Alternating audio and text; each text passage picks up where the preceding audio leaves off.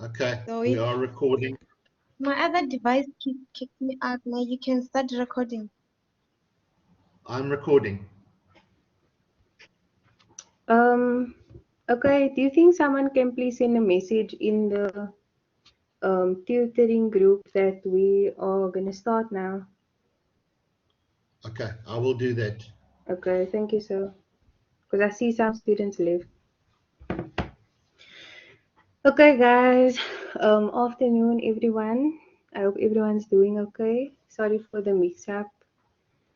It's our first time tutoring, so we were a bit confused and whatnot. So, where did you guys stop the last time? Because according to the other tutors, you guys ended on you guys were still doing chapter 1, am I right?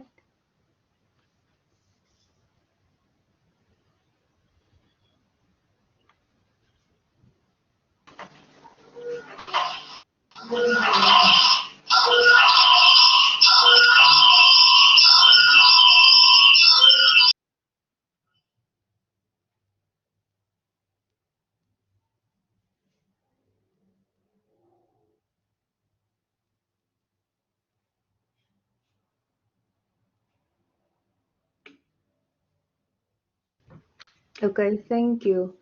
Um, so what Grace and I wanted to know is if you guys would like to carry on from where we left off, or if you guys would like to do a Q&A session on chapter 1 instead. So just let me know in the chat box and I'll see what you guys say.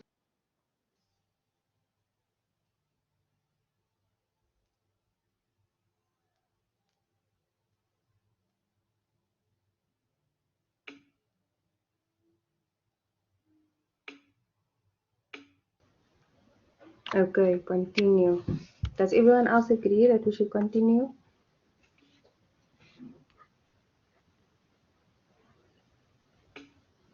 Okay.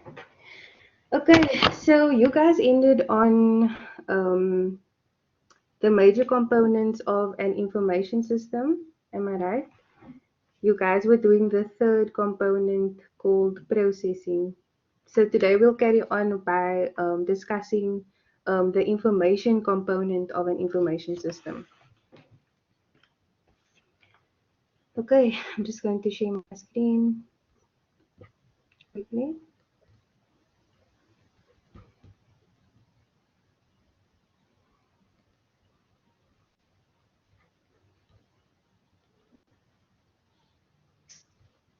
Okay. Can you guys see my screen?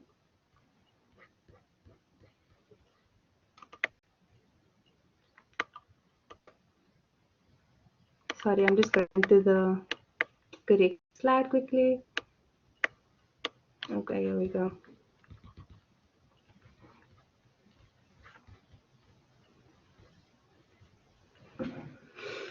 Okay, so we're going to be discussing the information component, which is one of the most important components of an information system. So as you guys can all see here, it says that it consists of the facts that are analyzed by the process component of an information system. Okay, so this is the output component of an information system. That's why I say it is the most important. So in order for information to be considered useful, it needs to possess certain qualities. Okay, so as you guys can see over there, it basically says, oh, sorry, just hold on, Grace, if I miss anything. Oh, sorry, can everyone hear me? Because I see someone asked me to raise my voice. Sorry about my dog. Yes, the session is recording.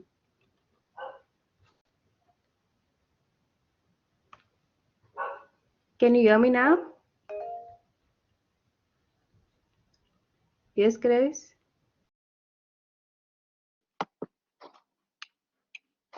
Can you not focus on the chat? I will focus on the chat, and then if they're asking questions, I will tell you so that you can focus entirely on this. Okay. Okay, thank you.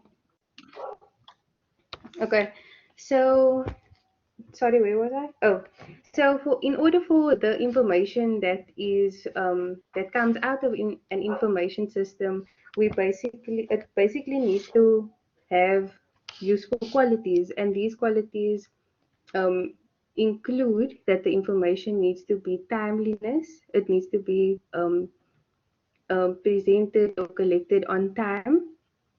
It needs to be relevant. The information needs to be relevant. It needs to be consistent as well as accurate. And it also needs to be. Can you hear me now? Because I'm sure other people can hear me.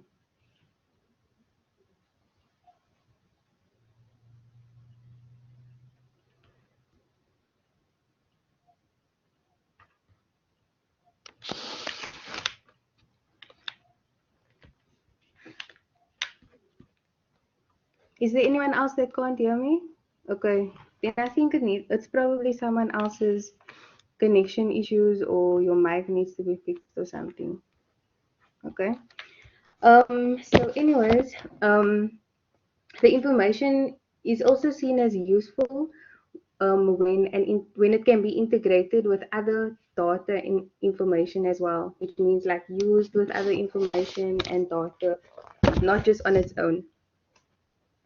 So basically, if information lacks any of these qualities, it could result in the user or other people making incorrect decisions, um, allocating resources incorrectly, um, yeah, things like that. So basically, information is useful because it helps us make decisions.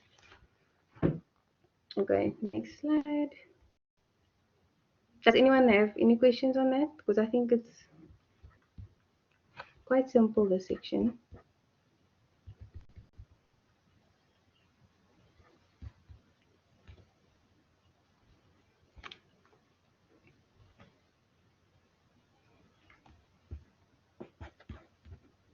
Okay, I'm going to take that as a no, so we can move on. Information needs to provide either a base for the users to explore different options or insight into tasks, right? So, the usefulness of an information is affected by its user interface. So, can anyone tell me what an information system user interface is, or what the purpose of it is, or if you've ever heard of it? No. Anyone else?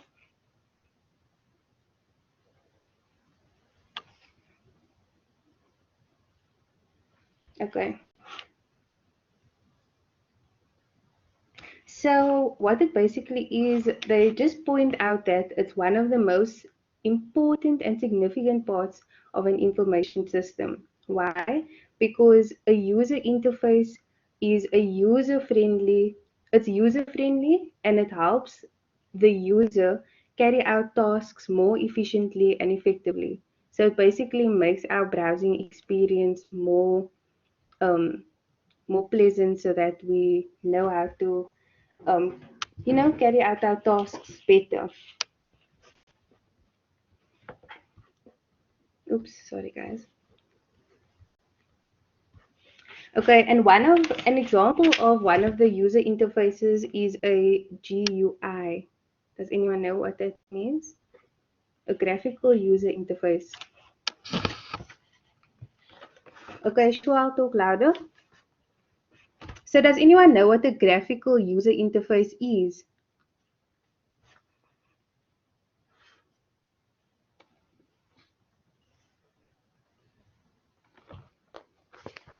Okay, so a graphical user interface is basically it's a feature that uses things such as menus and buttons as well as icons. So it's called a graphical user interface because it uses interactive visual components such as icons, menus, buttons, and it's basically and also, sorry, information is also useful when it is able to provide when information is sorry is able to be provided in different formats. So this will include graphics such as pie charts, bar graphs, tables, and also reports. And basically, the purpose of all of these things, like being presented, all this information being presented in different formats, is so that a user may understand and will actually be able to use this information to their advantage. Yes, like flowcharts as well. That's an example of a graphic user interface because it's something that we can see and use. And also, sorry, they use graphical user interfaces so that because they are flexible and very easy to use.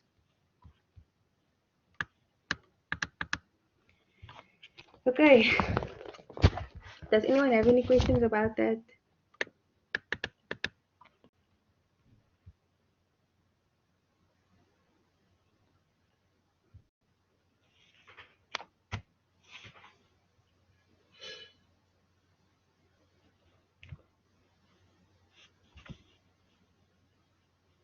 Okay, I'll take that as a no. Um, okay, so just an important point here. It says that users also need to be able to make use of informal information when solving problems. And examples of this type of informal information is things such as rumors and stories, as well as unconfirmed reports. Because all of these can be useful components to solving a problem as well. How they are flexible. Grace, do you think you can explain how they are flexible?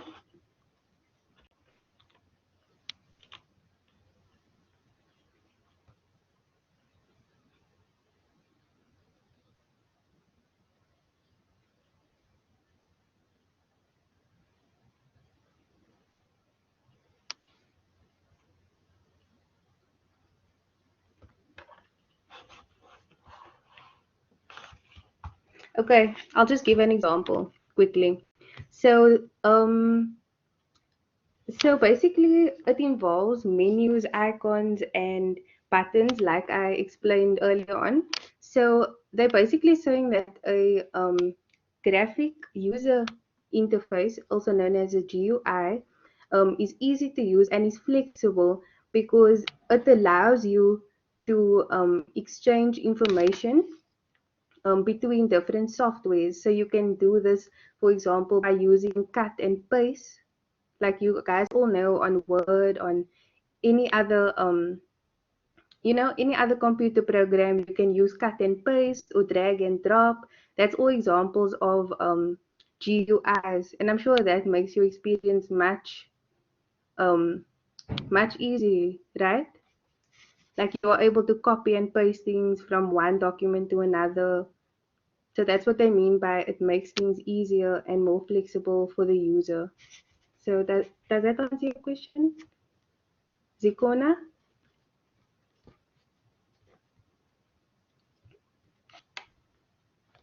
Okay.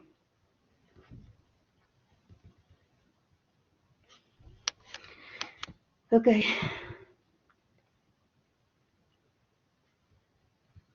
Okay. So basically, information systems, they should produce information in different form. Okay, I explained that already. I also explained the importance of using informal information when solving problems. Guys, for a test, for example, just remember the different types of informal information. Okay, just to point it out. Okay, so now we're going to get to different examples of information systems. So, for example, a university database, you all know they collect data on the students, Um, they collect data on student names, our ages, our genders, what we are studying, our nationalities. This is all things that we fill out when we register, right? We all have experienced that before.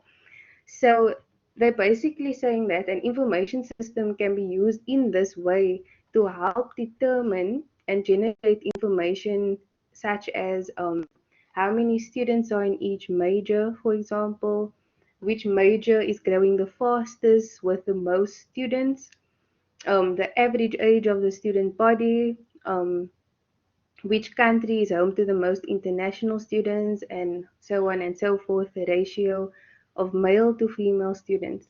So the reason for this being so important is that the university as a whole can basically determine um, or predict future estimates, if you know what I'm saying. It basically helps them decide on whether they need to hire more faculty in a certain um, subject, for example. So let's say there's more people starting to enroll and register for this subject. So therefore we need to hire more faculty over there. So it helps them determine that. And that's why information systems are so important. And it also helps them decide on facilities planning. So whether to build new classrooms to accommodate for the students, whether to expand the university to make space for all the increasing student, um, yeah, increasing amount of students. Does that make sense? That's just an example of an information system. It's just to help you guys understand why it's so important for information systems to be used.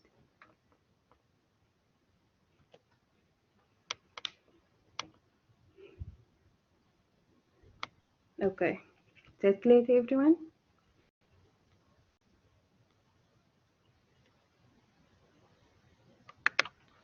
Okay.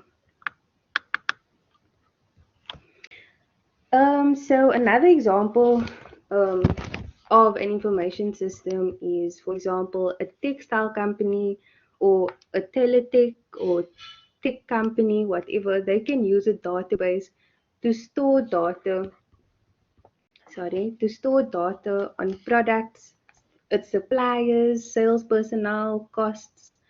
Um, so it can help them determine information and like those types of things by answering questions like what salesperson has generated the highest sales, which product generated the highest or the lowest sales, and which region generated the highest sales. So this can also help them predict the next sales period, as well as use this information to allocate advertising budgets to products or regions. So what they basically mean there is that um, if a region, right, if a specific region is producing more products and making big sales, right, a large amount of sales, they're making the highest amount of sales, then obviously this will help them decide on whether to allocate a higher budget to them for advertising so that they can continue making so much sales, whereas they won't send certain products or higher budgets for product development to other regions that aren't necessarily doing that well. So, do you guys understand what I'm saying?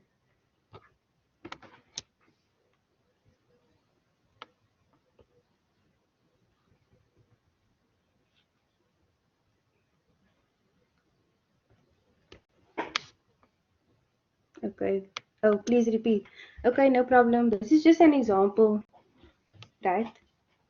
Miss Moyani, just an example, but I can repeat. So for example, a textile company, they use different databases to store data on their certain products, their suppliers, their sales personnel, their costs, basically everything to do with a company, right? So you guys learned about the processing component previously in your previous lesson, right? It's the component before information. So basically, in the processing component, data gets analyzed to provide information about the company, and information about the company can include different things such as um, whether a salesperson generated this amount of sales and what product was sold the most, created the most income, profit, revenue, whatever you guys want to say. And also which region has generated the highest amount of sales. So because of an information system, it will help a company determine where to allocate certain budgets, you know. So they need to focus on budgeting this section of a company more because that is the part of the company that's making the most money. So it can help them decide all of these types of things in the future so that the business can generate the most profit and income, if that makes sense.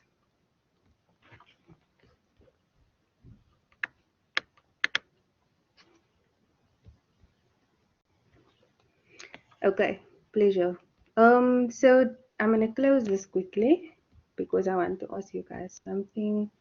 So, do you guys have any idea what information technology is, or examples of information technologies?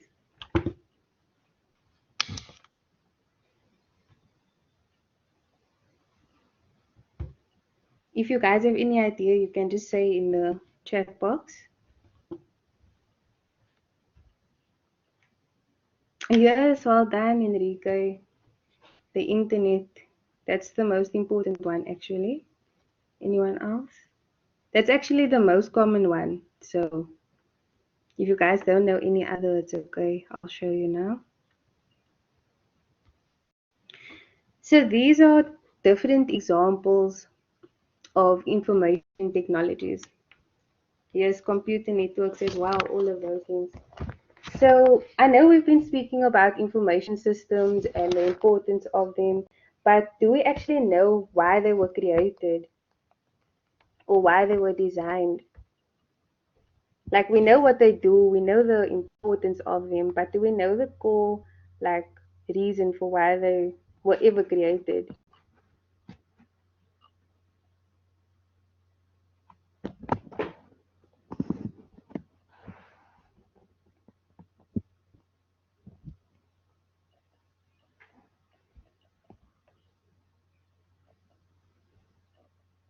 Yes, exactly. In order to do things faster.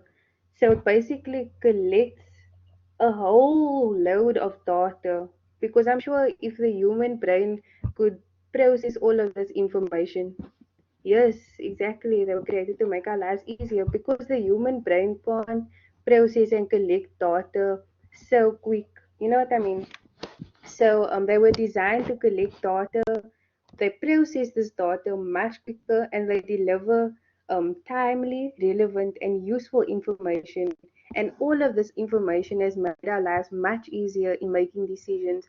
I'm sure many of you have struggled to think of a decision or tried to make a decision that you couldn't make on your own. So you Googled multiple things. Am I right?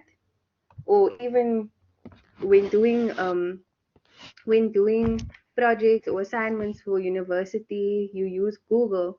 So that's why information technologies play a big role in in information systems because that is just to help information systems sort through the data and things like that.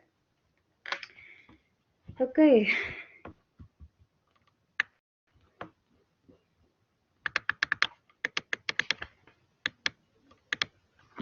Okay.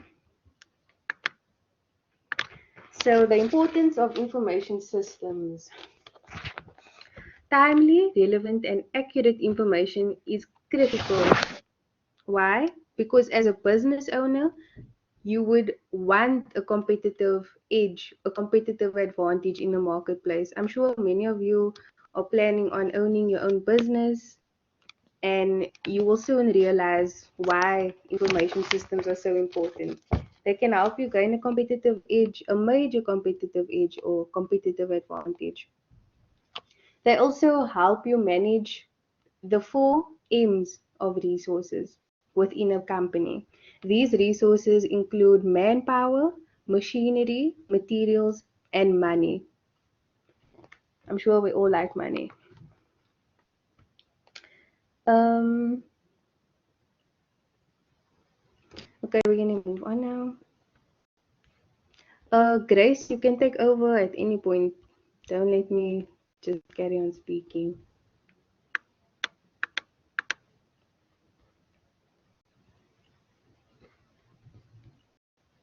Okay, so personnel information systems, PIS, or human resource information systems. I'm sure you guys all know what human resources are within a business. So, anyways, they are information systems that have been specifically designed and suited for things such as personnel systems, information systems, and human resource systems. They were basically designed to provide information that helps decision makers in personnel or in human resource carry out their tasks effectively. And I'm sure if you guys did business in high school, you'd know all the same tasks and processes that human resources go through within a business. So an example of an information system or information technology and how it's helped the human resource department is basically that um yes, both is 5 forces. Yes, I'm sure everyone knows what that is. I definitely do. So web technologies have played a major role in improving the efficiency and effectiveness of HR departments. So, for example, things such as intranet, that's also an example of an information technology, not internet, intranet. You guys will learn about that later on in the year. So, intranets they used to provide basic human resource functions such as employees checking how much vacation time they have, when they need to take leave, and all of those things are put into the system automatically thanks to information technologies. So that HR departments don't have to sit working through piles of paperwork and sorting out how much leave this employee will get, how much leave this, it's in the system. Um, so basically, a personnel information system and human resource systems. Yes, yes. Situli, are you asking a question or are you making a point?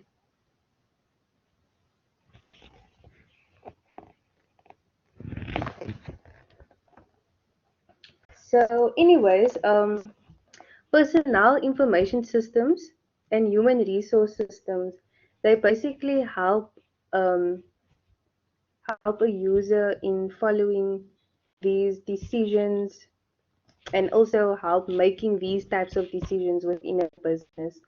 So, for example, this is all things that an HR department does, and PIS and HRIS basically helps make this process easier. So they help make decisions on choosing the best candidate for the job, how to schedule and assign employees to what jobs, to what tasks. That's what these types of systems do. It also helps predict the organization's future personnel needs. So what does this person need in the future? What does this person need based on all of the information that is collected? It also helps to um, yes. Don't quote me on that because I'm not sure if they're the same, but they're under the same heading and are classified as two systems that work similarly, if that makes sense. Because it both has to do with personnel and human resources. Um, so it helps to allocate This types of systems also helps to allocate human and finance resources. That's pretty self-explanatory, but please tell me if you guys don't understand.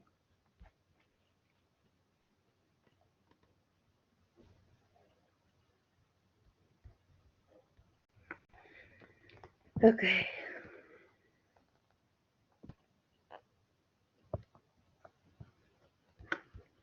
Okay, so let's move on. So there's another information system that we're going to discuss, and that is called a logistics information system.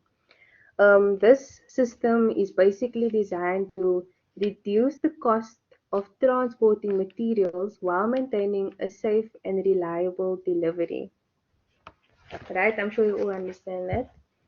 Um, this type of information system helps make decisions on improving different routes and delivery schedules, selecting the best modes of transport for your product and what will be the least harmful to your product, what will be the best mode of transport, whether it be by truck, by aeroplane, by car, what's the safest option for this business and its product. It also helps to improve your transportation budgeting, so it helps you determine what to spend more money on in terms of transporting and what will cost you the least, but will also be the safest option at the same time. It also helps improve shipment planning, so that you don't have to plan the shipment yourself. All of it does it for you basically. So do we understand logistics information systems? Just keep it in your mind that it has everything to do with trying to reduce the cost of transporting materials, but still maintaining a safe and reliable delivery.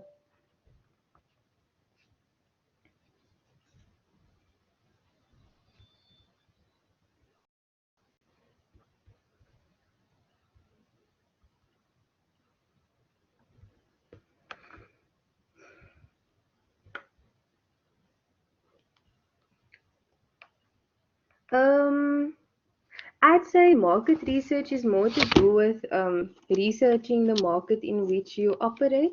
So that's a overall. Okay, let me just go back to the slide quickly. That's more of an overall market research, so it's more broad. Logistics information systems is specific to transportation, if you get what I mean. It's specific to um, trying to improve transport routes as well as choosing your best mode of transport, transportation budgeting. You know what I mean? So market research can be research about anything within the market, whereas this is specific to transportation. Market research can include research about your target market, your um, competitors, and all of those things. It doesn't really have anything to do with logistics information systems. Okay.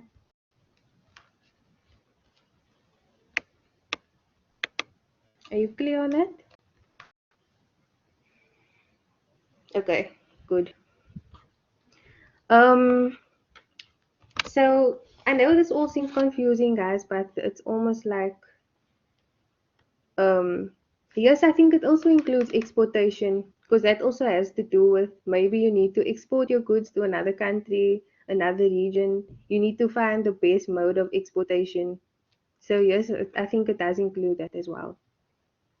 Anything to do with transport, basically. Okay, I know this all seems confusing to you guys, but just try to see it as different subheadings of different types of information systems. Okay, so now another information system we're going to discuss is manufacturing information systems. So this has to do with the manufacturing process. I'm sure we're all aware of what that is. So this information system is specifically designed to manage manufacturing resources. So it helps to reduce the costs during manufacturing. It helps to increase the quality of your products, and also to improve decisions that you make on inventory, like the quality of your inventory and what inventory to use in your manufacturing process.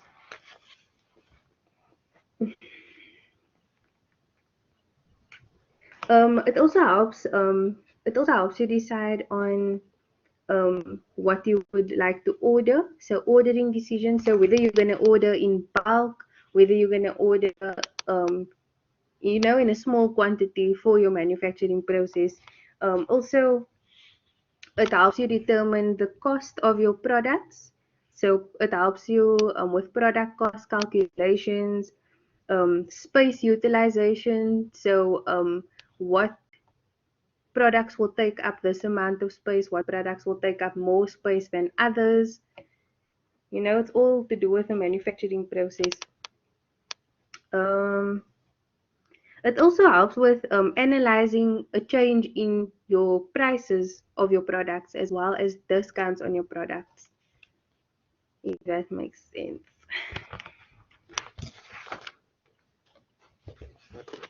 You guys can ask questions if you want to. Yes, Lungani, you can ask your question. Yes, Miss. I want to. Sorry, Miss. I want to ask a question. Like, is manufacturing information system, can it help you to be broader in the market, like in the market industry, Miss? Like, it can help you to decide like Um, which products to manufacture in order to make a profit, like to make more profit or to earn more profit. Can it help you in that kind of situation? yes, definitely. But at the same time, it's not just the specific information system. That question that you asked me is a very good question because yes, it does play a role in making those types of decisions that you just spoke about now, for using it for what products to manufacture to create a profit for your business. You need to remember that all of these information systems play a role within each other. So I'd say that the answer to your question would probably be to make use of all of these information systems and not just apply the manufacturing system to that, because you can use all of these information systems to your own advantage when wanting to make a profit for your own business. Thank you. Thank you. Thank you. Did that help you in any way? Yes, it helped. Yes, it helped me, Miss. Thank you so much. Okay, Thank you. okay, no problem. Okay, so the next information system, don't worry guys, we're almost done with this part of the information system. I know it's long, very long. Okay, so the next information system we're going to discuss is the financial information system. It basically this information system is used to provide information to financial executives on time. Okay, and also I'll elaborate on that now. Also, the financial information systems, right? You can use this type of information system like sorry um Lungani, you asked me a question earlier on, and I also feel like this information system ties in with what you asked me, so just pay attention to this. So Okay. financial information systems, it basically also helps you to make decisions on how to improve your budget allocation, as well as managing the cash flow within your business, in and out of your business, um, minimizing capital investment risks. So we all try to avoid capital investment risks. Am I right? Because we want the most capital that we can get. But with capital investments comes risks. But these types of information systems can help prevent that or minimize those types of risks. It also helps to monitor your your cost trends. So that involves keeping track of how well your product is doing in your own business. So that's what they mean by cost trends, going up or down, selling, not selling, things like that. Okay, that's it for that one. So then you get something called a marketing information system. It's used to improve marketing decisions that you make for your business, how to market the product, and also how to it provides timely, accurate and integrated information about the marketing mix. The 4 P's. I'm not sure if you guys have heard of this, but it's price, promotion, place, and product. So I'm not really going to go into detail about that now because I'm sure you guys can research what those things are or just think about what it is on your own because it's quite easy. But all I'm going to say, yes,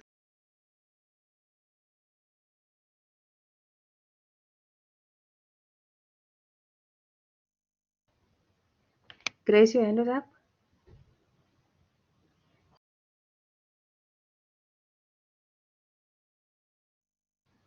Okay, maybe it was a mistake. So in my experience in the past, they've asked us about the 4 P's before in a test. So just keep an eye out for that. Not saying it's going to come in, but I'm just saying based on Sorry my for own. that. Can you hear me? Zoe?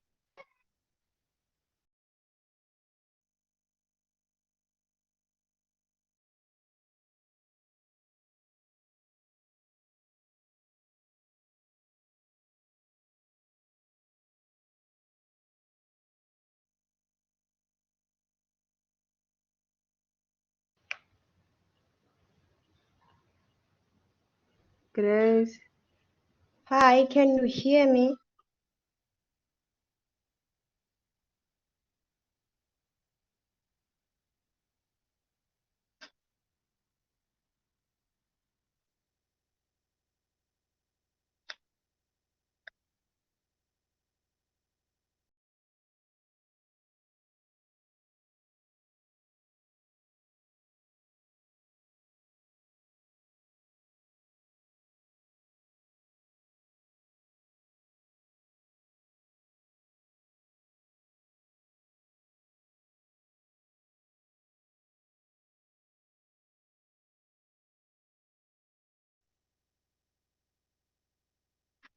Okay, I was wondering if do you guys have this document?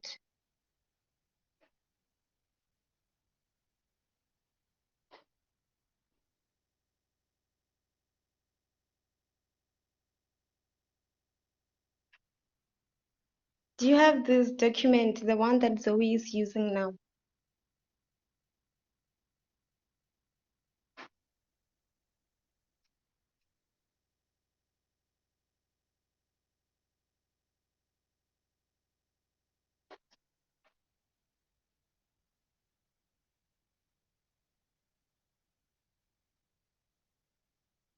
Okay, I was wondering, I don't know what you guys will think. I was wondering if it's just a few things that are left on this chapter, and I'm looking at the time, and we are like almost an hour into the session, and we still have chapter 2 to do.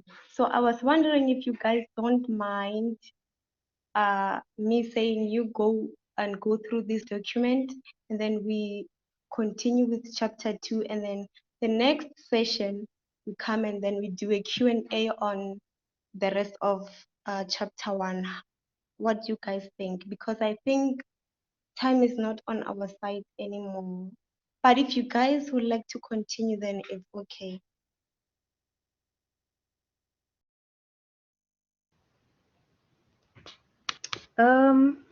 Okay, that's no problem at all. Guys, so just remember we stopped on slide 25. Okay. Oh, I didn't even know it was an hour in. Sorry, I was talking so much. Um, so Grace, do you want to start chapter 2 or?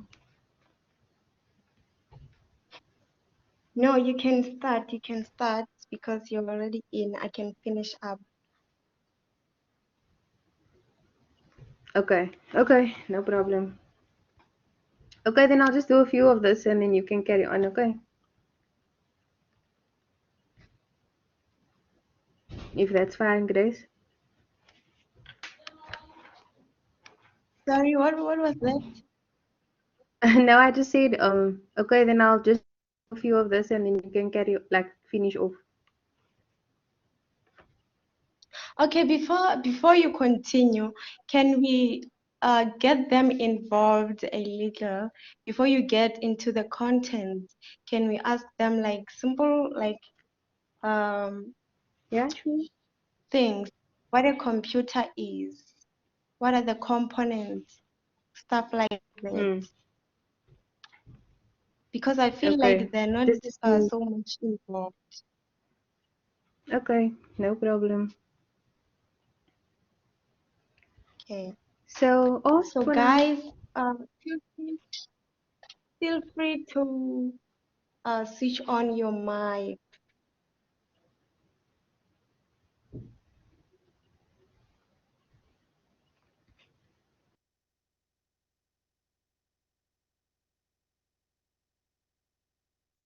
Okay, guys, can anyone explain what a computer is?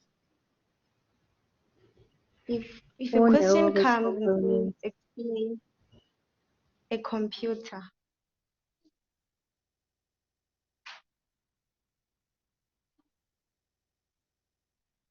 Okay, Miss Dooley, if I'm sorry if I pronounced that wrong. Okay, Miss Asive, can you talk? Can you switch on your mic?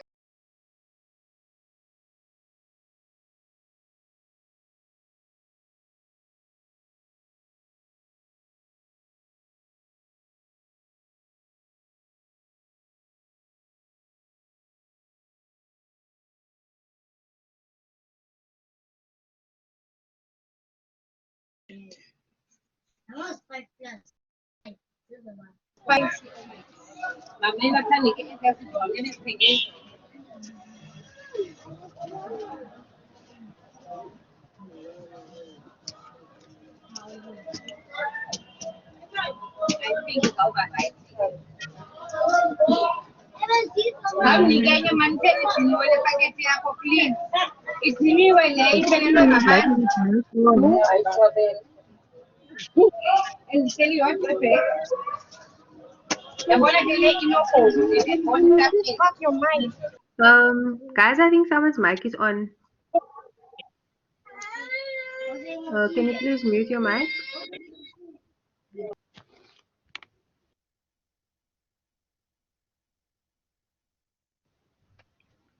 Unless you have a question or an answer. Okay, can Mr. Ayabonga, can you switch on your mic and talk?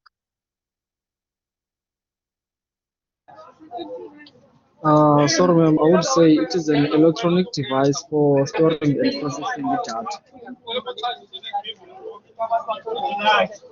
I can't hear you because there's background noises. Can you switch off your mic?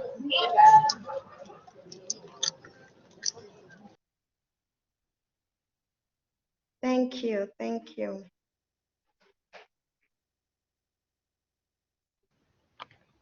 I see some answers in the chat box as well. Computer is the machine that processes all the data without human intervention. A computer is a machine that accepts data as an processes and gives you information. Yes, all of these answers are correct in a sense.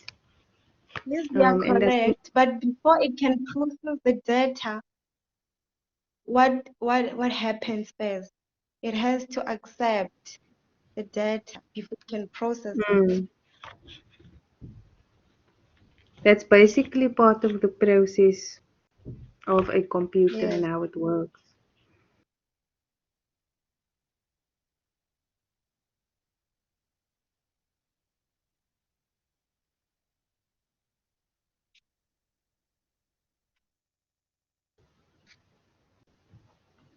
Okay, guys, what are the components of a computer system? Does anyone know what the components of a computer system are?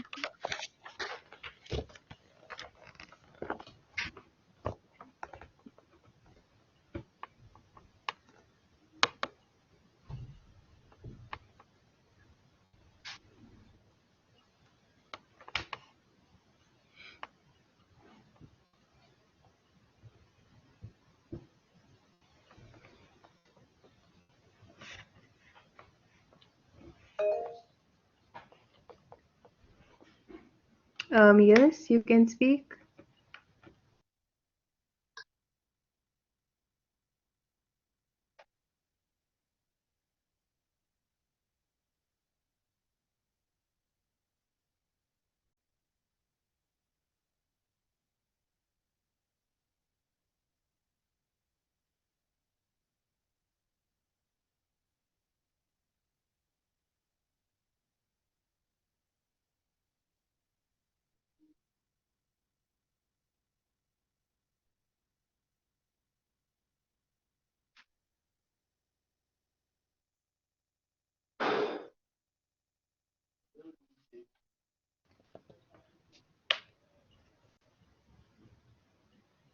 Lungani, you can. Oh, yes, ma'am. Miss, I think the components of the computer is motherboard, power supply, computer monitor, maybe those things. I don't know.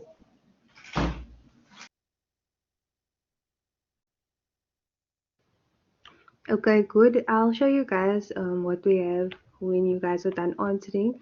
I wanted to know, do you guys know any examples of software and hardware?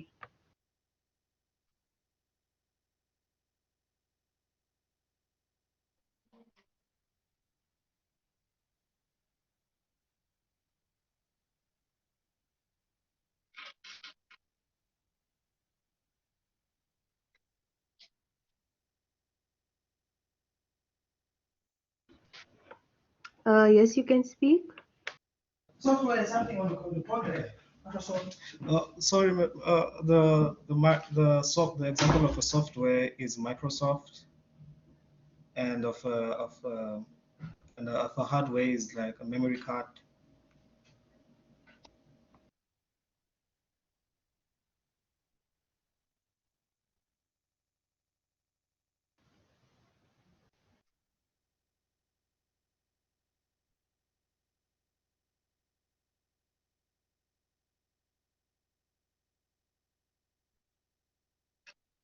Yes, Nelita, hardware are the things you can touch. Yes, the mouse, the printer, the monitor, the keyboard. Yes.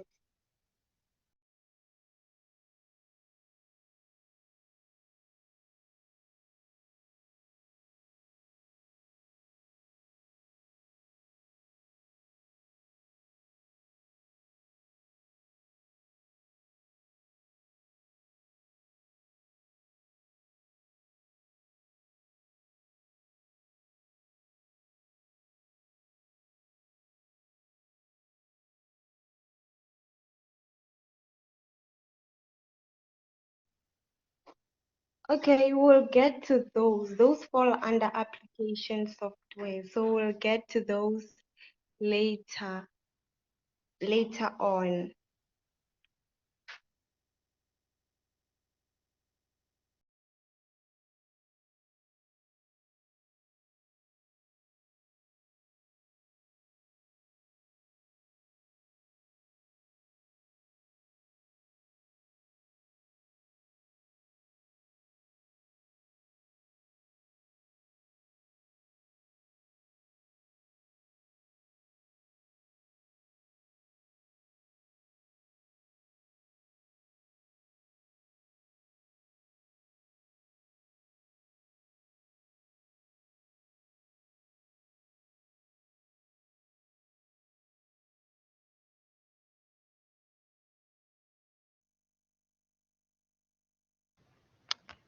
Okay, guys, we're gonna look into some of your answers now because Yeah, most of it, well, actually all of them were correct.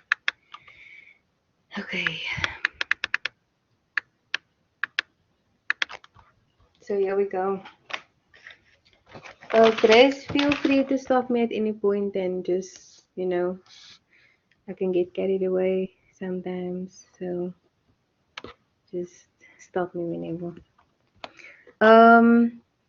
So you guys No, were I'll right, stop you. You can continue. in the sense that, oh, okay. But I mean, if you want to speak too, that's also fine. So in a sense, a computer is basically defined as a machine that accepts data as its input. It basically has three processes. It's the input, the process, and the output. So it accepts data as an input. So that depends on the information you put into the computer. It then processes this data without any human intervention, using stored instructions, meaning the instructions that have been built into the computer or the laptop. That's why they say without human intervention, because it's instructions that are already stored within the computer, which is something that the human can't, change or affect because it's embedded in the system of the computer. Um, and then it outputs this information. So instructions over here, the stored instructions within a computer include things like programs.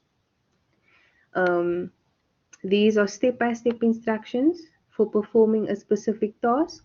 So I'm sure if you put something into a computer, you expect it to have a certain outcome or do a specific task, like typing. When you type a letter, then you expect it to be printed on a Word document, for example. And also for it to be written in a language that the computer can understand. So when setting up a new laptop or computer, they will always ask you what language do you want the computer to be in, and it will be the language of your preference and also a language that the computer. I'm not actually sure if I'm right. I think it's the language that the computer understands as itself. I'm not actually sure.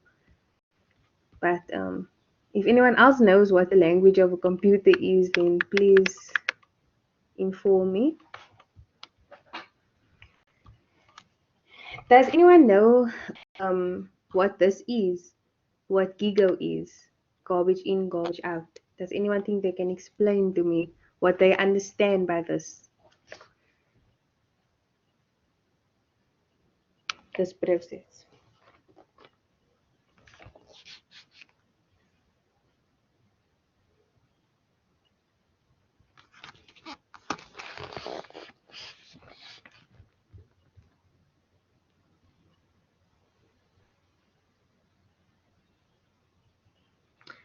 C and C++, is that the language of the computer?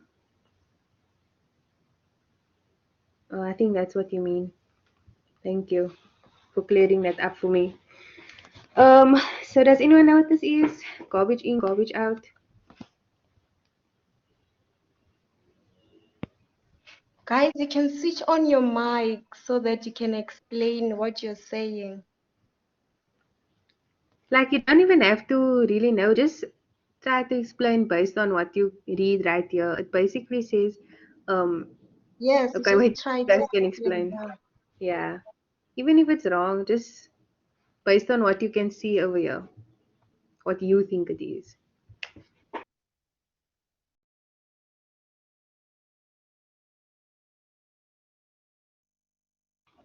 Yes, exactly, but it's a bit more in depth than that.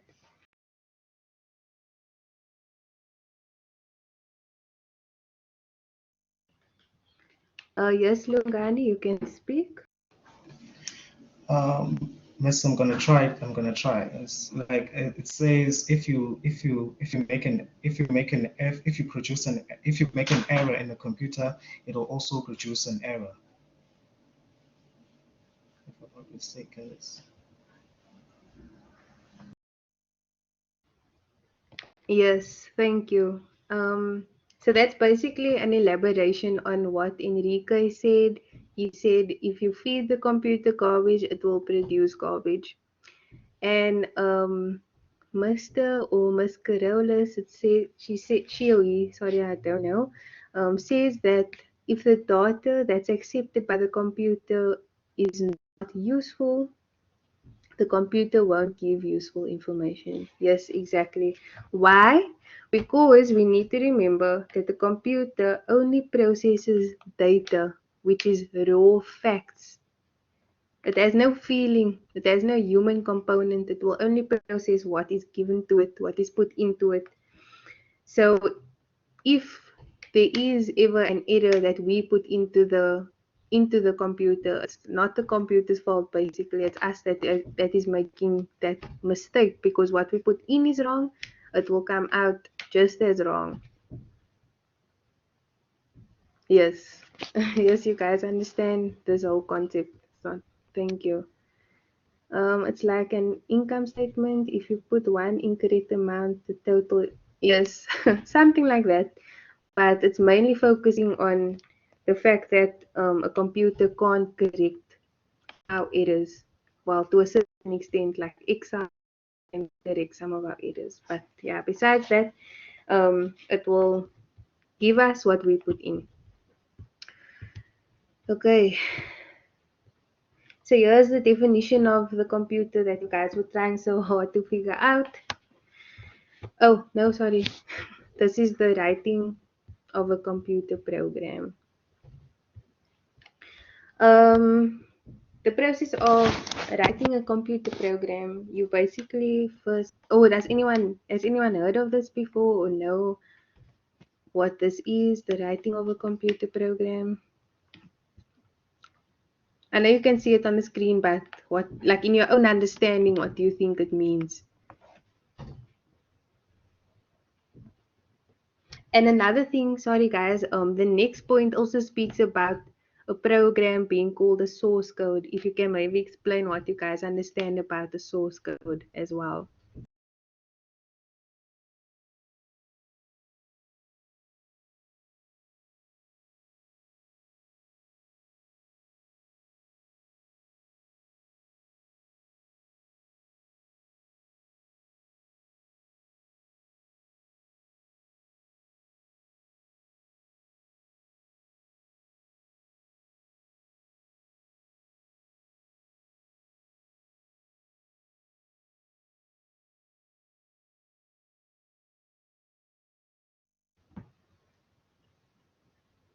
Anyone? Because if not, then it's okay, we can move on. But just give it a go if you can.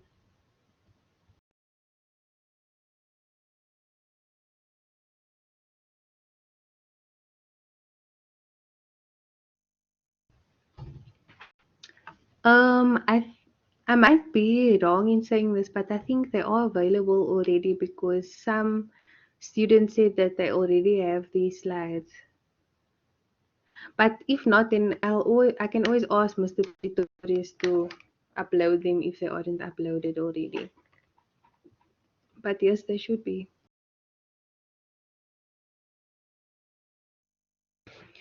Okay, guys, so the process of writing a computer program. Sorry, I'm just stretching. You guys can stretch too. Whew. Okay. This is just a process that needs to be remembered, I should say. In case they ask it in an exam. Writing a computer program, you need to first identify what needs to be done. Then you need to plan a method to achieve the goal that you want to get to. And you need to select the right language. I'm not sure if that's the language of our choice or the language of the computer, if I'm being honest. But this all depends on the problem being solved and the type of computer that you are using as well. Because I'm sure different computers have different functions as well as what it can and can't do. A program is also known as, or also called, a source code. it must be translated into an object code that is consisting of binary, notes, and ones. I'm sure you guys have heard of this before, but haven't really understood the concept. So this is basically how a program operates. It operates on nodes and ones. So this is basically um, a computer's understanding of nodes and ones as on and off signals. That isn't really something that needs to be explained in depth, but if anyone can elaborate on that, then you may, because maybe you know more about this than me. But if not, just remember this for an exam.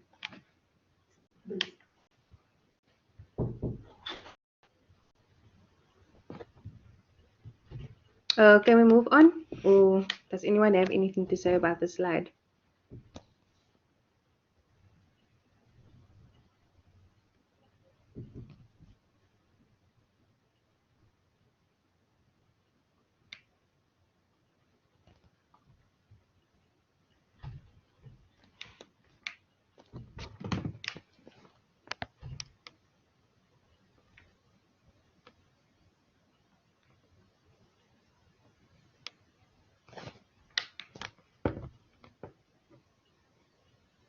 I think you can continue because we don't really need to know what the nodes and ones are. We just need to know that the code, the binary code that the computer understands. Because the nodes and ones are in engineering, so we can continue. Yeah. They don't even Okay. ask the deep questions on them in the Okay, no problem. Thank you, Grace.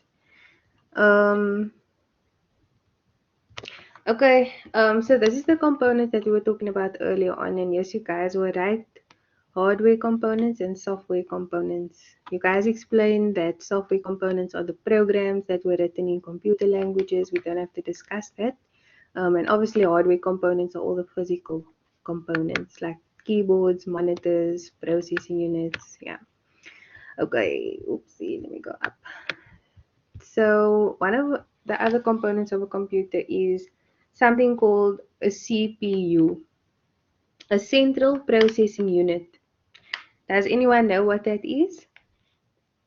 The central processing unit of a computer?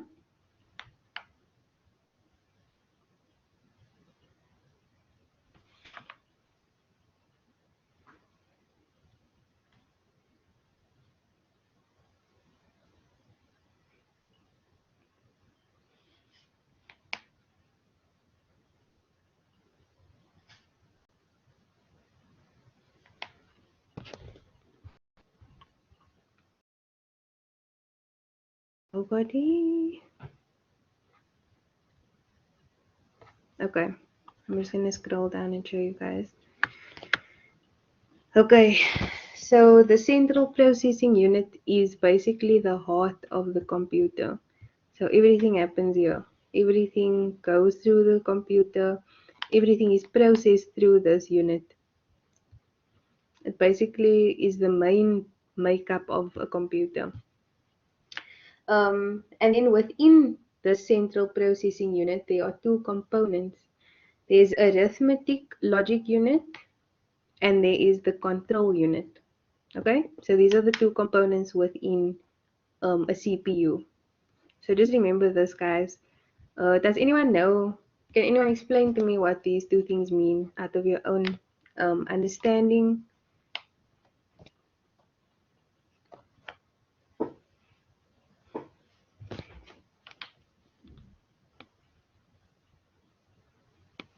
Well, actually, it's okay. It's fine. You just need to know that arithmetic logic unit, the ALU, performs arithmetic operations and comparison or regional operations, and the control unit tells the computer what to do, such as instructing the computer which device to read or send an output to. So this is why it's the CPU.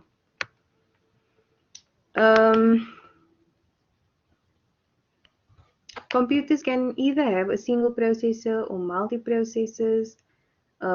Multiprocessing is basically it's the use of two or more CPUs in one computer system. So do you guys understand it?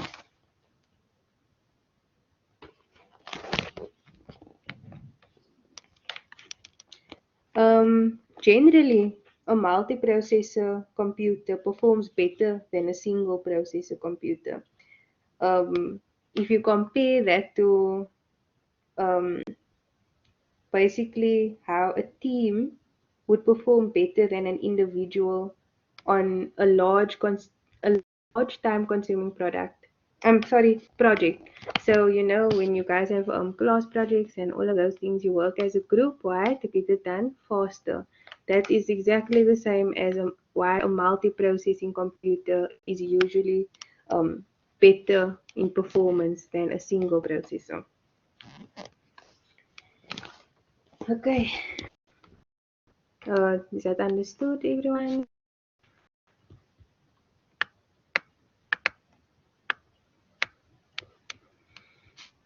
Okay.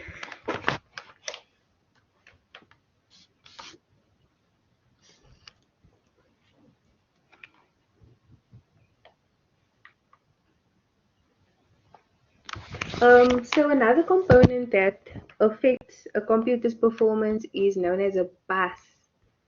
So basically, a bus is something that is the link between devices that are connected to a computer. These links may include parallel or serial, internet or external. So that basically means that an internal, oh sorry, oh yes, an internal bus enables communication between the internal exponents of a computer, such as your video card or your memory card. The memory on your computer. So that's what an internal bus does. It enables communication between the internal components of your computer system. Whereas an external bus is capable of communicating with external components. And an example, does anyone know an example of an external exponent?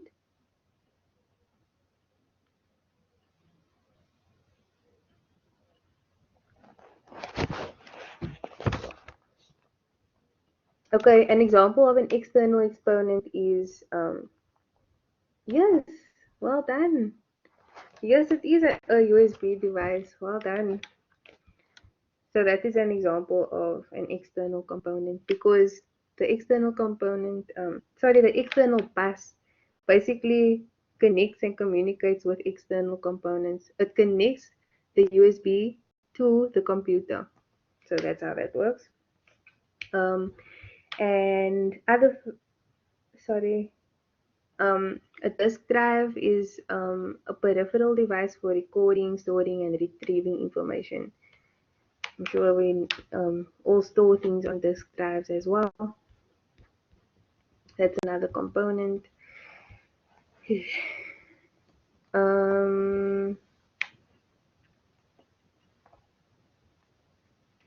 A CPU case, another word for it is a computer chassis or tower.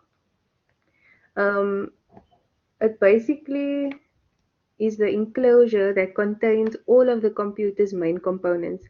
Guys, please remember that because it's very important. The CPU case is what encloses the computer's main components. And another word for it is a computer chassis or a tower. Okay. Then another component is the motherboard. The motherboard is the main circuit board that contains the connectors for attaching additional boards. Examples of the motherboard, what's contained in the motherboard is the CPU, basic input and output systems, also known as BIOS, the memory, the storage, the interfaces. We spoke about interfaces earlier on in the lesson, and expansion slots. So all of these things are on the motherboard.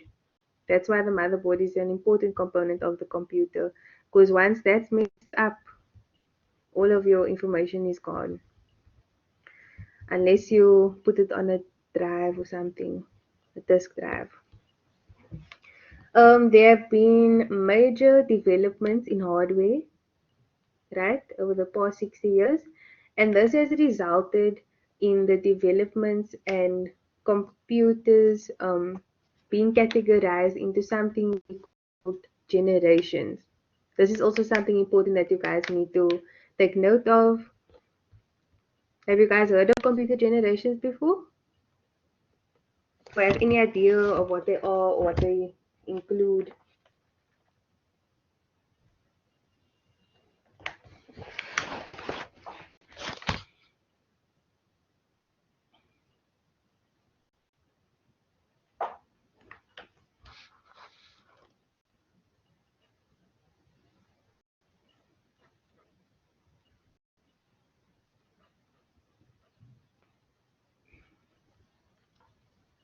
No. Okay. But do you guys understand that over time, hardware has developed, computer hardware. So that's why it has resulted in yes, yes, and computer languages. Yes, you're right, Justin. Okay, so there are different hardware generations, and we'll go through those now. Are you guys still good? You can take a breather time to stretch if you would like.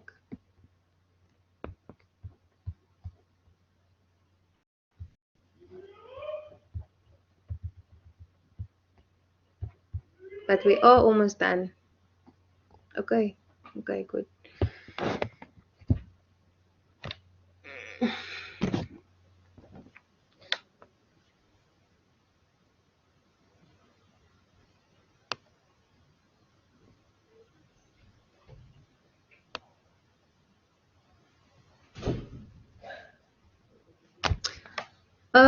Grace,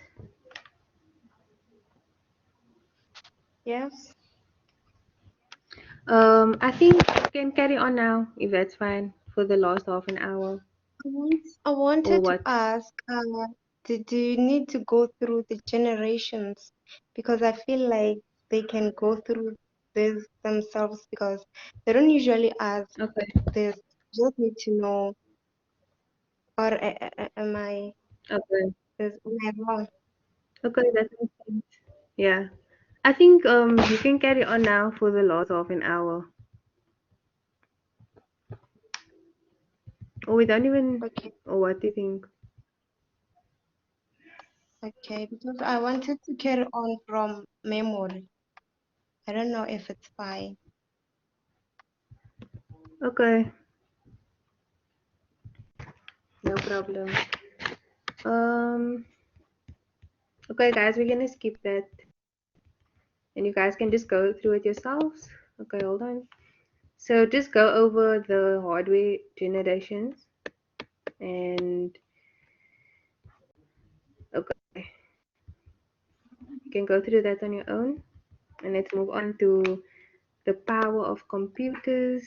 Um, they basically draw their power from three factors that exceed our own human capabilities.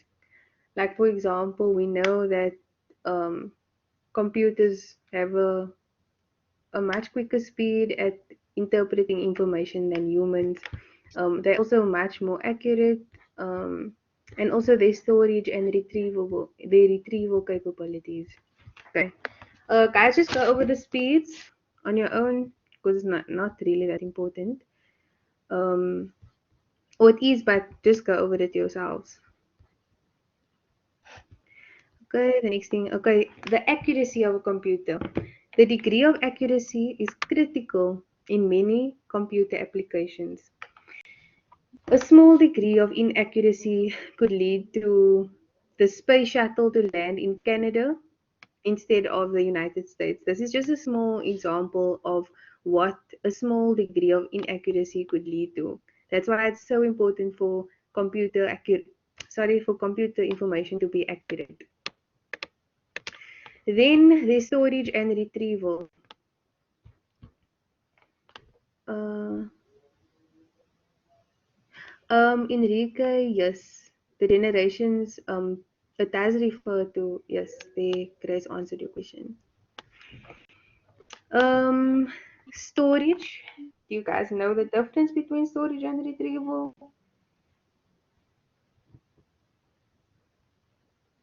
Okay, it just says here.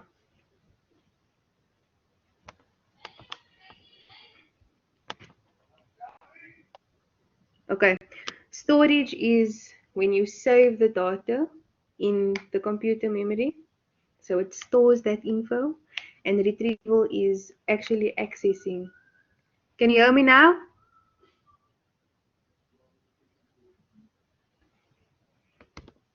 Okay. I'm going to carry on because I think everyone else can hear me. Okay, we're going to speed things up a bit. Storage is the saving of data in your computer memory. Retrieval is accessing that data from your memory. Also, guys, remember that data is stored in bits. Okay. Okay, yeah, we can skip this. You guys can read over the American Standard Code for information interchanges yourselves. Okay. It's just something that you can read up on. Yes, Grace?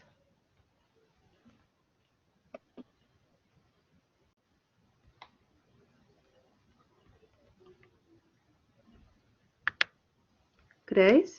Oh, I was suggesting that we actually ask you ask questions rather than explaining to them. Because first we You need to can know if carry the on, info man. is useful. And then, okay, can I carry on? Okay, but then you can, yeah, and then you can ask questions and stuff. Okay. Or just hold on, let me go to AL1. Okay.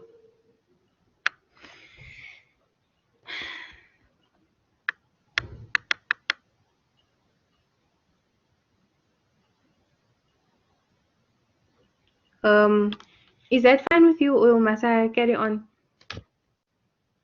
I'm still looking for a document. You can carry on. I'll tell you. Okay. Carry on for so long. So guys, I told you now that data is stored in bits. So these are all the different measurements, that the measurements of storage that are contained within a computer. So you can just go over that because it explains how much bits are in a byte and all of those things. It's all the technical stuff that you can just read over. Okay. The next section is computer operations. So the first thing is computer functions.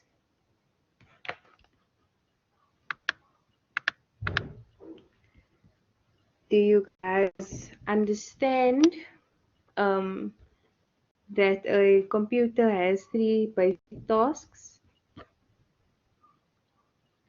And please explain to me what these three tasks mean, or what you guys understand about it.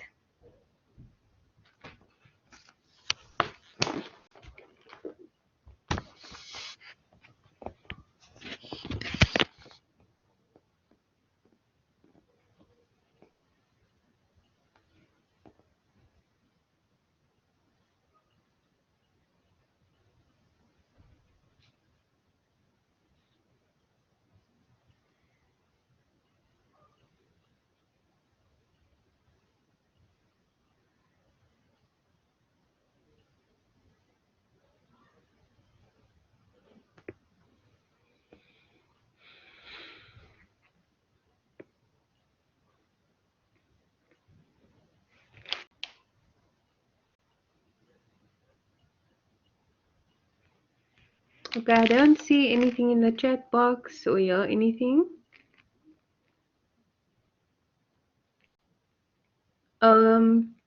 Grace, should I carry on?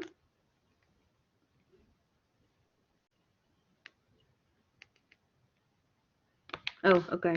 Yo, thank goodness. Is someone Yes, raised Lungani. their hand? Sorry, Miss. When we speak about arithmetic operations, are we speaking about addition, subtraction, maybe multiplication and division? Like when it comes to computer, maybe.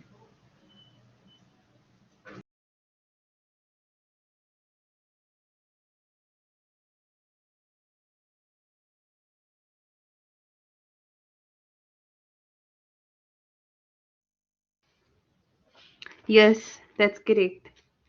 It has to do with addition, subtraction, multiplication, and division. So this is all of the four basic arithmetic operations. Well done. Thank you for your answer, by the way.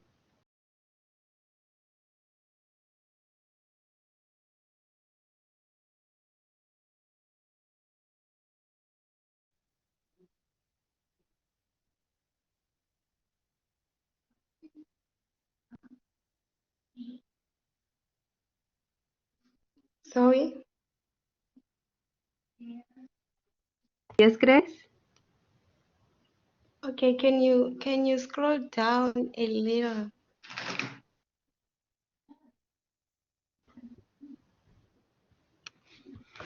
More? Yes, go to input devices. Okay. Um, are you just gonna use Okay. the slides on my part? I'm gonna use the slide on your side for now. Okay. Is that Okay, okay? no problem. Okay, Yeah, just sure. leave it at slide. Okay, guys. To use a computer, you need three major components. So the first one is input. Can any one of you explain what input devices are and give examples?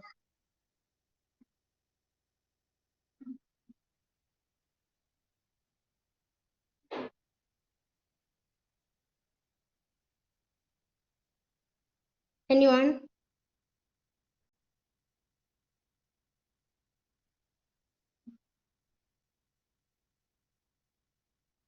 Okay, you can speak, Mr. Lungani. Do you need the examples maybe, or can I say the You examples? can explain it. It's the best you can do. You can explain it. If you can't explain it, you can give examples. It's fine. Oh, like I will say an example that I know. Like Okay. a keyboard, a mouse. Yes. Yes, those are the things. And scanner, maybe. Yes. Input devices are basically they're basically devices that sends data and information to the computer. So when you're typing on your keyboard, you're sending information to your computer. Yes. Do you guys understand?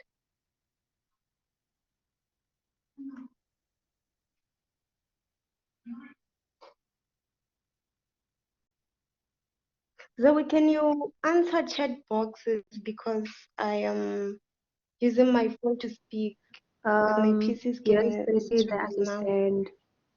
Someone asked why are we skipping? Okay. Let me just see quickly what we skipped. No, we didn't skip. We were on computer operations. And then we discussed these different operations, and then yeah, that's it. You guys can just read through the slides. Nothing in depth. That's why we're moving on. Okay, you can move on, Grace, because I said I understand. Okay. So output devices. What are output devices?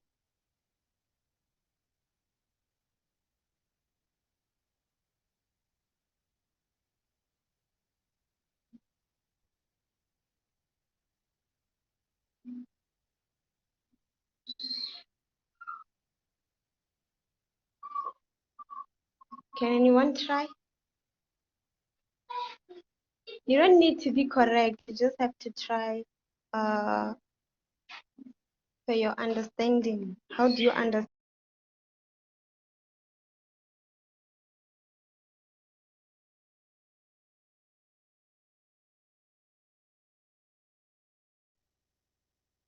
Can anyone else besides Mr. Lungani try? Okay, so we check the comments.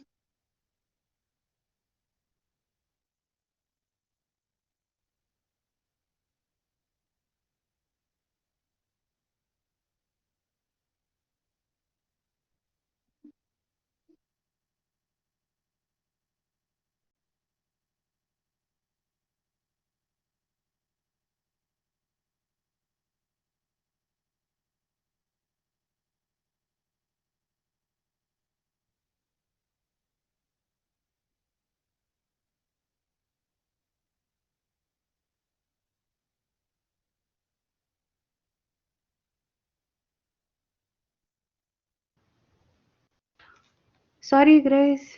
I thought my mic was on the whole time. I'm sorry. I just read out all the answers now and my mic wasn't even on.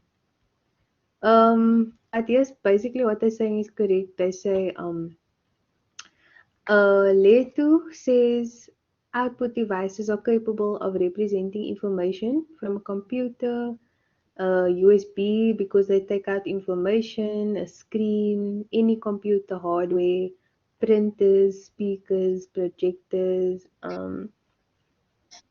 speakers. Okay, that's all the answers. Examples: printers, display monitors, and plotters. That's all the answers in the chat box. Okay, I'm guessing most of you understand this because those are correct.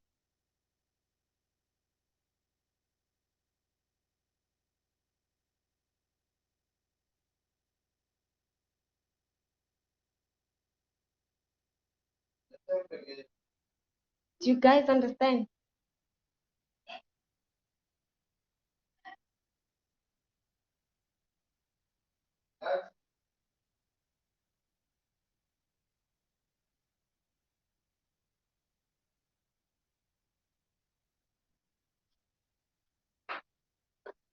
Okay, let's move on to memory device.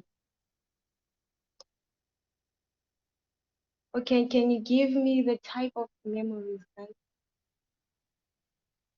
I'm gonna try and I think my PC is fine now. Sorry, Grace. Here's just some of the Okay, input devices, just so they can see if they were sorry. right. Oh, okay. Here's just some more, yeah. Okay, I'm gonna go down now. Output devices. Let's go to memory devices. Here we go. Okay, can I try sharing my screen now? Because I wanna try use a different Yeah, sure. I'm gonna document. stop sharing. Okay.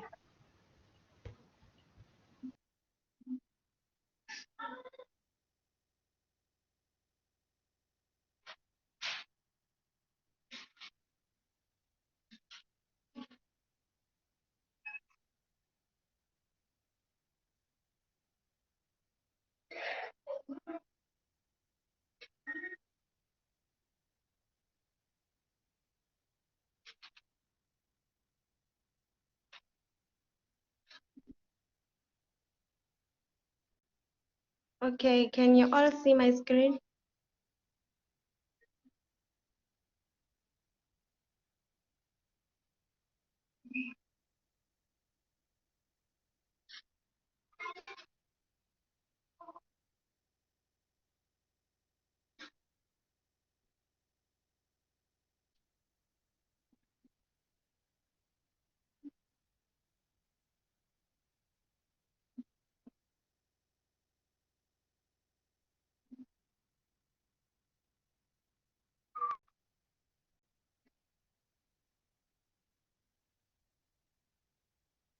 Sorry guys, I think I'm having a network issue. Zoe, can you share that screen again in the meantime? Okay. I'll share it now. Okay, let me see. I think it's back. Let me see.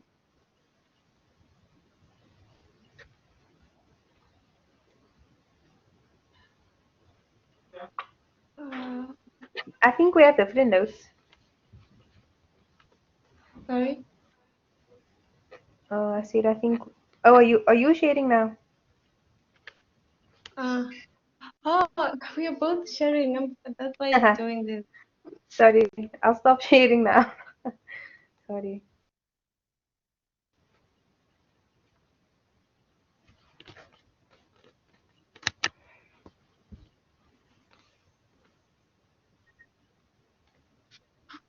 Okay, in the meantime, guys, can you give me the types of memories that we have? Memory devices, I'm sorry, memory devices that we have.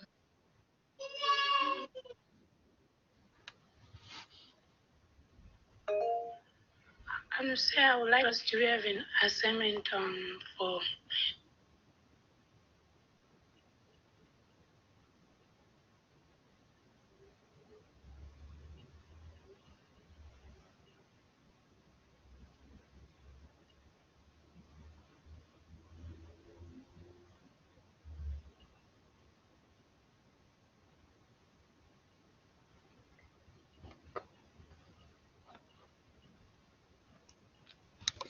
Grace, someone said hard drive disks, flash memory, RAM.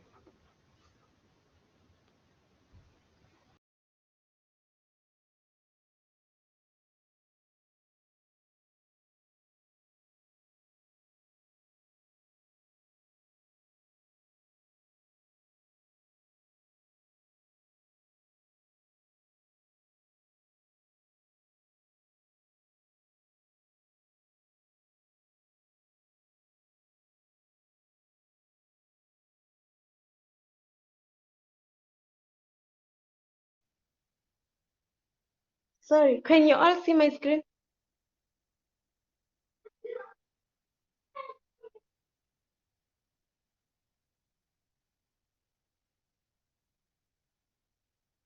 Okay.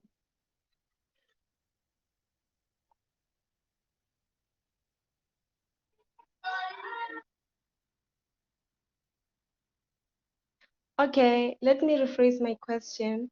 Not memory devices, but can you guys try to explain the two types of memories that we have?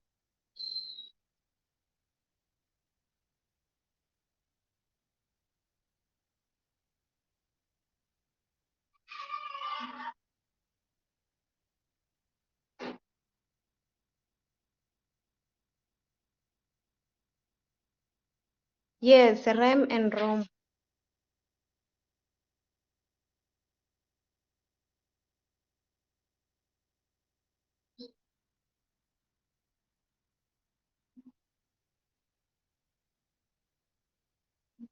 But we have the main memory and the secondary memory. Those are the type of memories we have.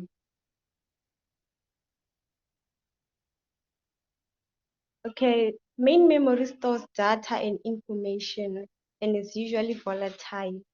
What does that mean? What does it being volatile mean? Yes, it is, but what does that mean?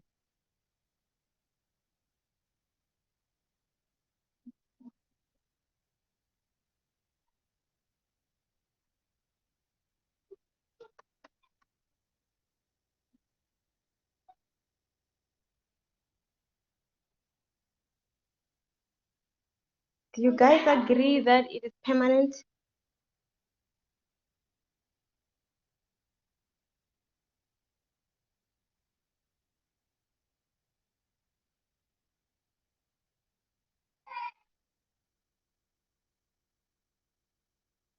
It's not permanent. It means that its contents are lost when electrical power is turned off. So it's a temporary storage, whereby the secondary memory is non-volatile. It holds data even when the computer is off or during the course of a program.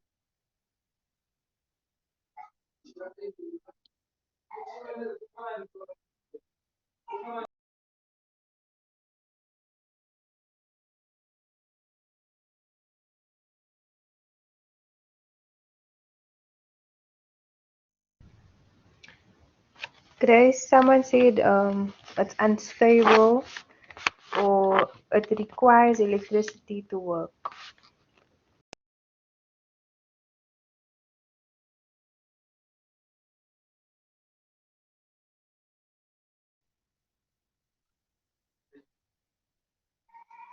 Yes, exactly. Because even if you switch off your computer, so I would say it is unstable and it requires electricity because once the power is out, then you lose the data.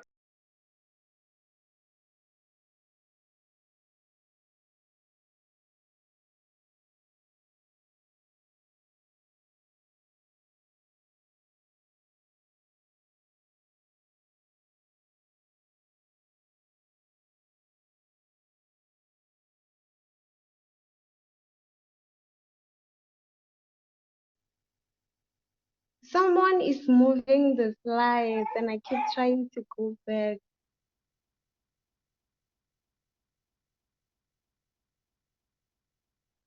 So guys, RAM is used when program instructions or data are temporarily.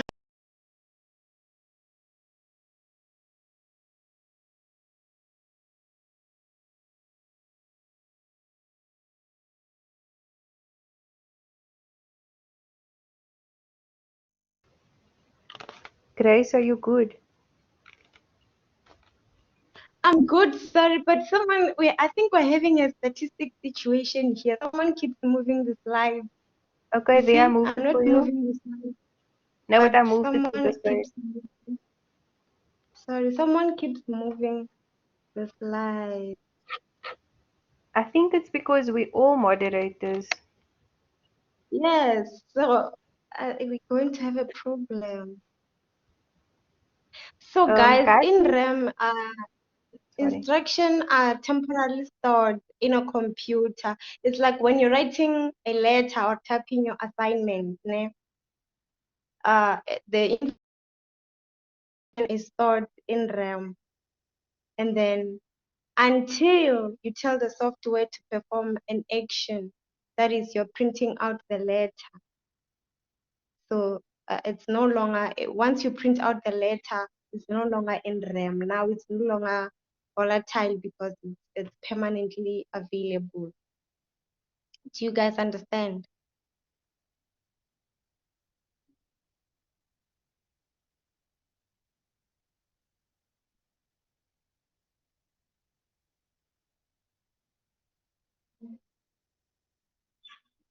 Is there any questions?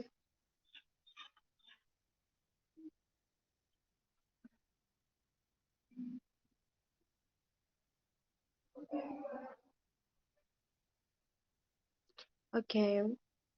I need you guys to identify the mistake here on the slide.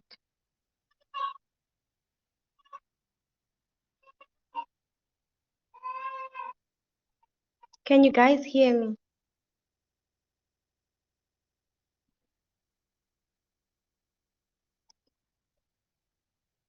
So do you guys see any mistake in the slide?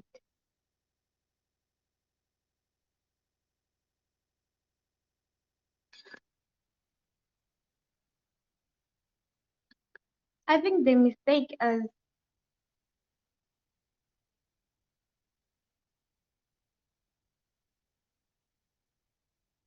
here.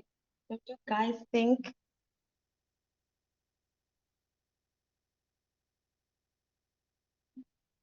Because read-only memory is supposed to be ROM.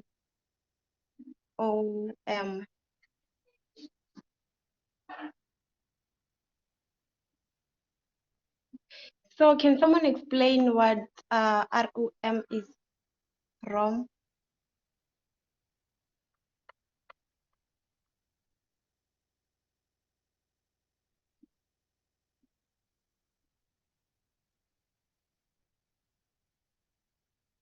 Okay, guys.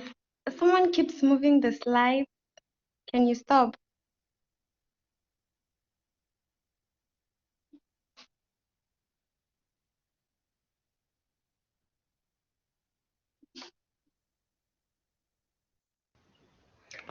Grace, just go back to the other slide.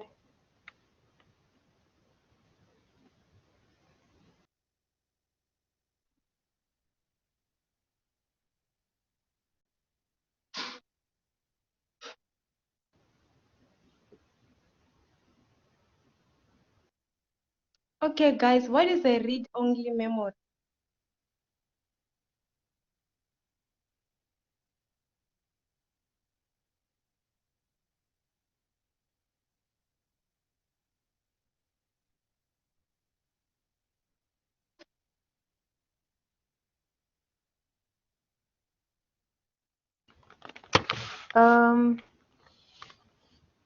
Grace, Yes? did you stop screen sharing? No, Uh, oh, but cause you. I think this issue of all of us being moderators, I think everyone is tired now. We can Yeah, it's already stop 3 here. o'clock now. Continue. Yes, we'll continue next week. Okay. Anyways, you can close out. But thank you guys for participating. And I just shared the attendance register for anyone who hasn't signed yet. Mm.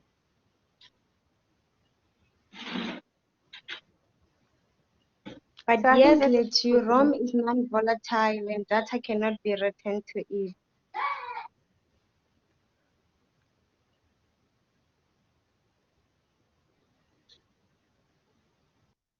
Okay, guys, thank you for attending. We'll see you next week. Can I stop recording now, Zoe? yeah.